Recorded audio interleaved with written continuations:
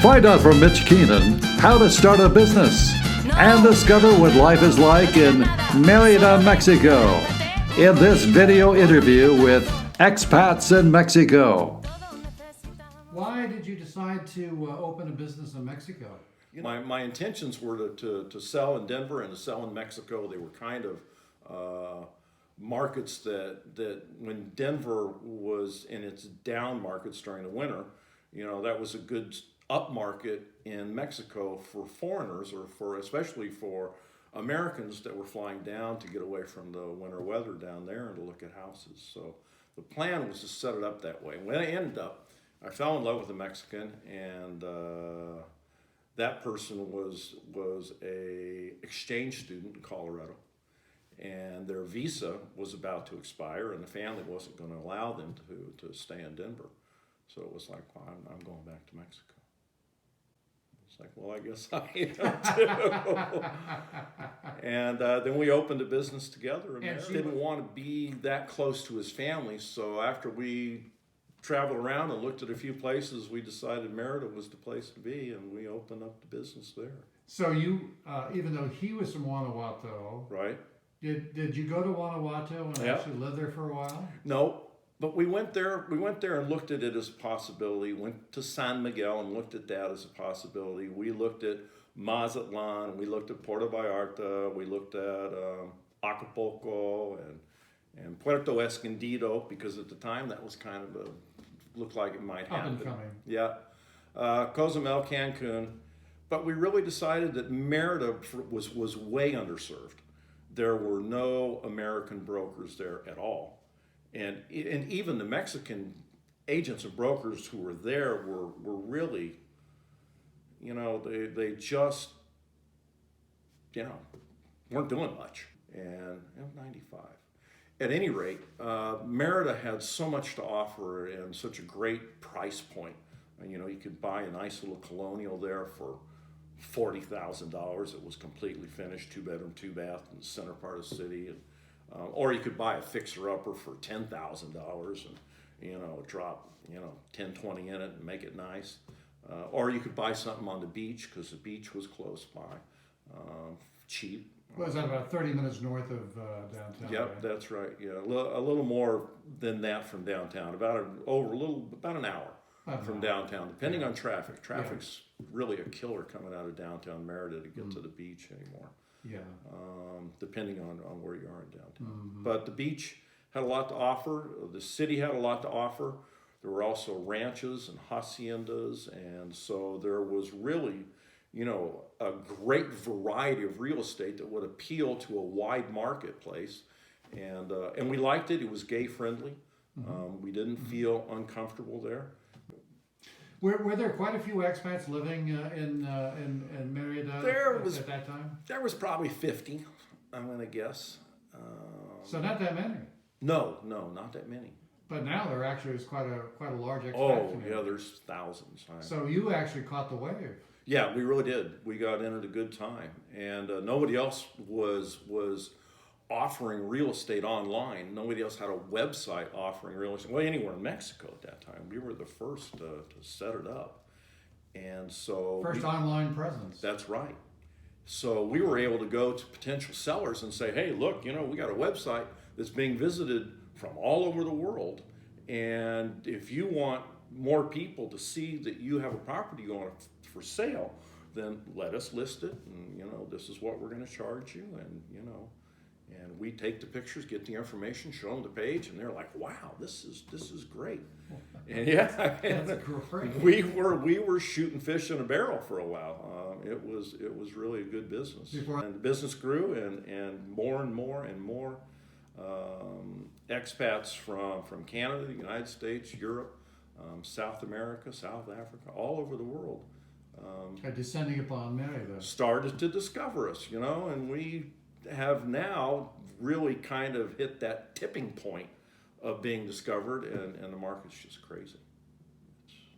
And since you have a partner who's a Mexican national, I would assume that it was fairly easy to set the business up. Yeah, it did help. You know, because Miguel really helped us to navigate the Byzantine Mexican system at that time. It was crazy, you know, with accountants. So it's a lot easier to set up a new business in Mexico now? A lot easier now, yeah, a lot easier.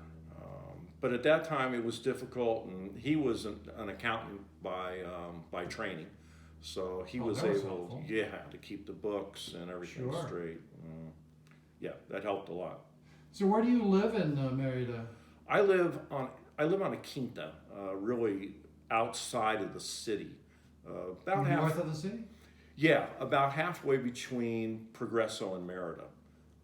So halfway between city center and the beach. Right. We're actually a little closer to the beach than we are to the city.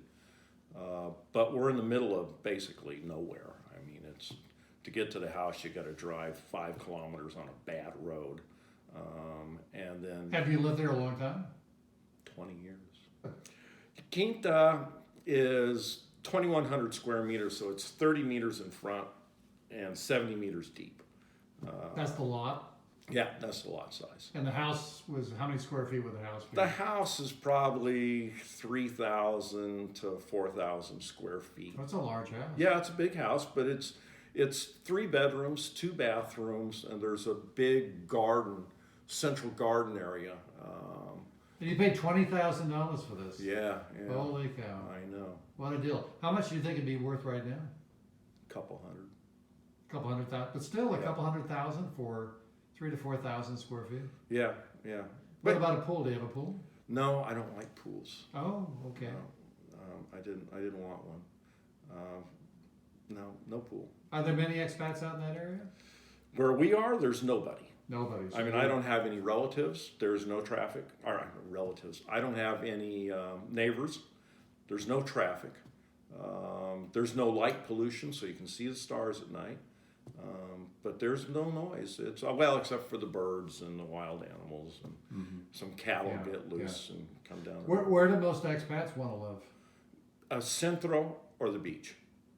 So one or the other. Yeah, Centro Merida or the beach. That is, you know, Centro Merida is 75% of our business, and the beach is 24% of our business, and then ranches, haciendas out in the country are 1%.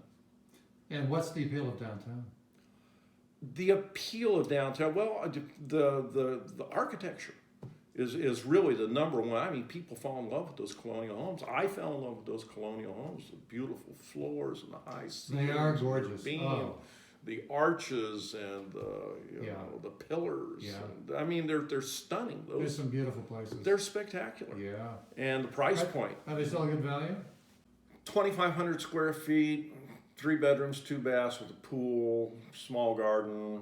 You know, garage would be nice because parking can be difficult in Centro.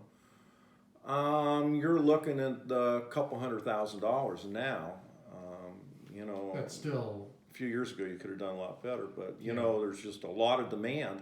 Right. And now, you know, we've really seen a lot of the inventory that was on the market be absorbed.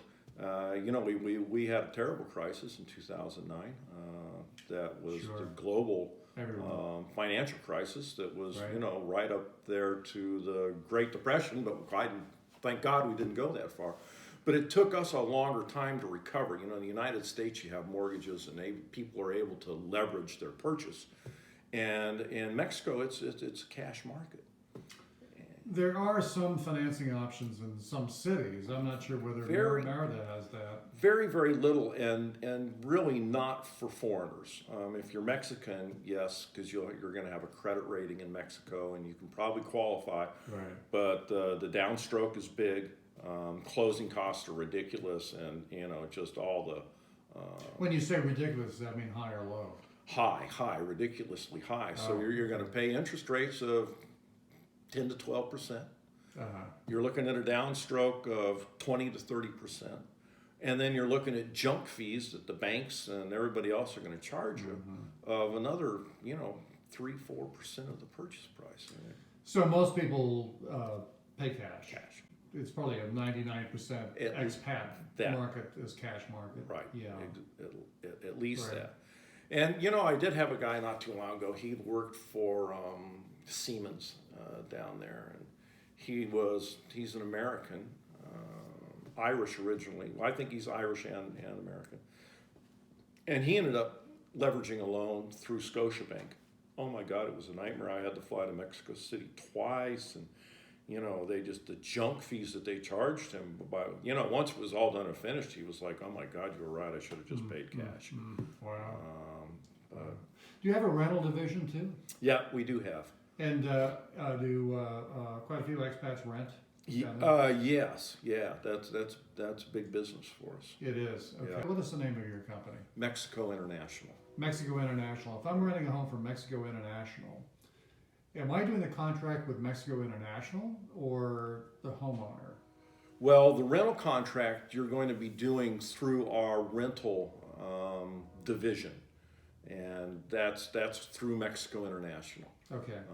And they will handle, I mean, you could actually get maids and electricians and so forth through them. Everything, yeah. And it's So it's all turnkey. It is. Yeah. And that's important because people come down there and they don't speak the language and they don't understand how to navigate the system. And suddenly, they don't realize that they've got to flip a switch, turn on the pump that pumps the water up to Tanaco that provides water pressure to the house, and suddenly they don't have water, and Overall, the cost of living, because Merida is about 1 million people or so. Yeah, a little over that. It's a good sized city. Does that make it more expensive or No. than other parts of Mexico? No, or not. Is it still pretty reasonable? Yeah, I mean, you could live in a village a lot cheaper, but you're not going to have Costco, and you're not going to have Walmart or Walmarts, or God forbid, Home or Depot. Home Depot, or all of the numbers of services and restaurants and clubs and sidewalk cafes and symphony orchestra and all of the things that really provide the cultural scene that Merida has. But still, it's still very reasonable to live there. Of course, you could live in a pueblo where it's dirt cheap, because you're going to buy your fruits and vegetables from the little market person, and from whoever goes riding by on their bike selling bread or pastries or whatever. So the cost differential between living in a city of comparable size in the United States, it's got to be half. Tremendous, yeah. At least that. Right. Just going out to eat.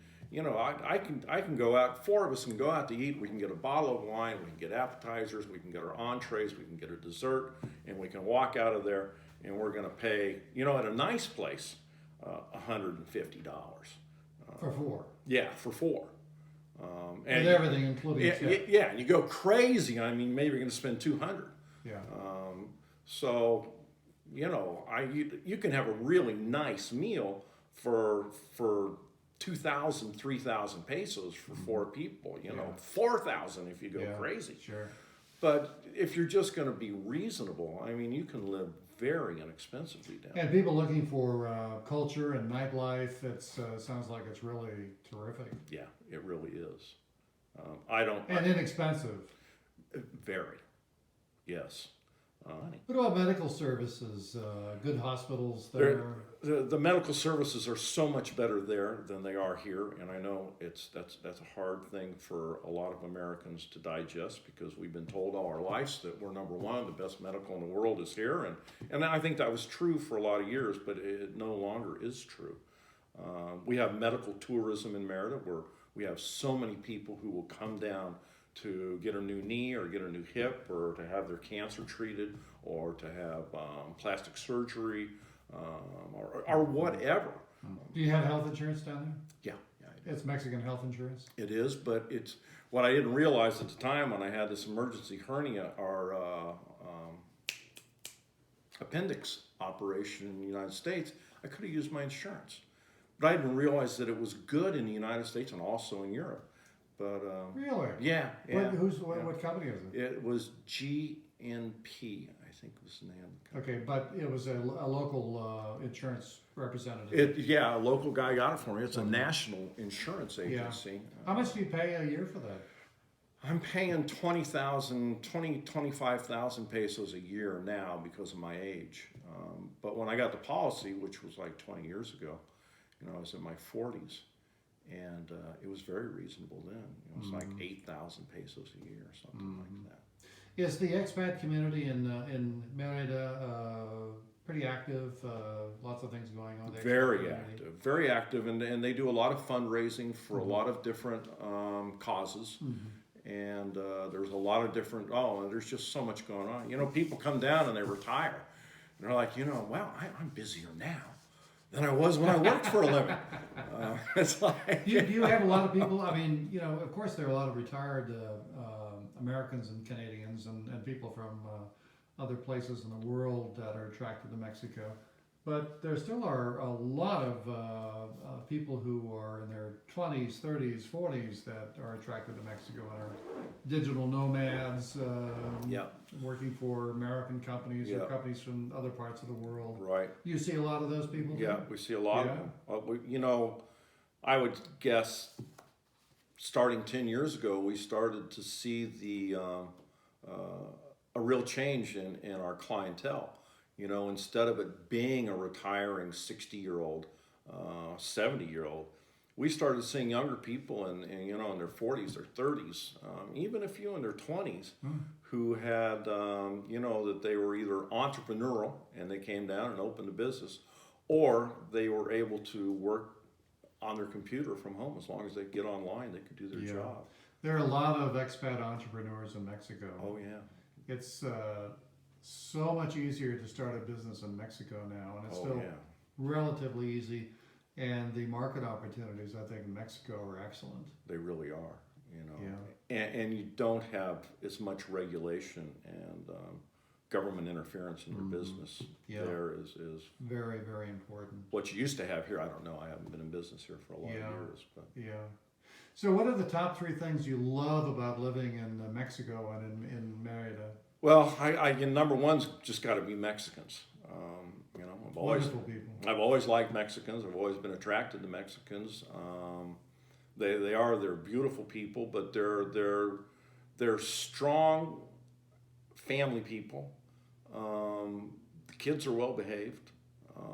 The schools are safe. You can walk on the streets. You have a good. There's a good sense of community.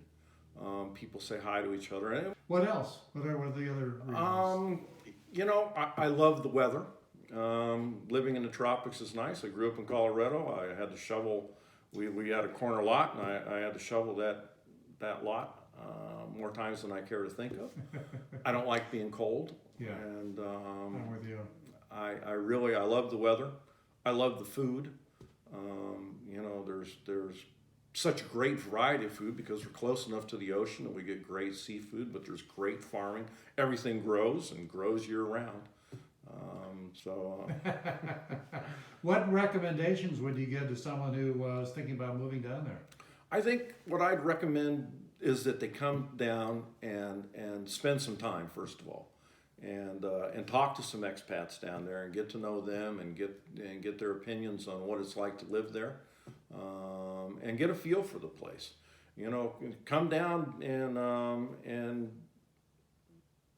April or May, which are our hottest months of the year, and find out if you're going to be okay with that. And then come down during our coldest months of the year, in December or January, and see what that's like. It's a great place to live, but it's if you're going to live, it's not for everybody. I've always said if you want things to be like they are here, you're not going to be happy there because they're not going to be that way. Yeah. And this is an adventure, and if you don't speak Spanish fluently, you're going to find yourself being frustrated from time to time. So patience is important. Right. And you got to come down and good advice. Try it out first. Yeah. Mitch, thank you so much for taking the time to sit down with us today. Bob, thank you. It's a pleasure. Great. Todos necesitamos sentirnos llenos, lo bueno se nos escapa en cualquier momento.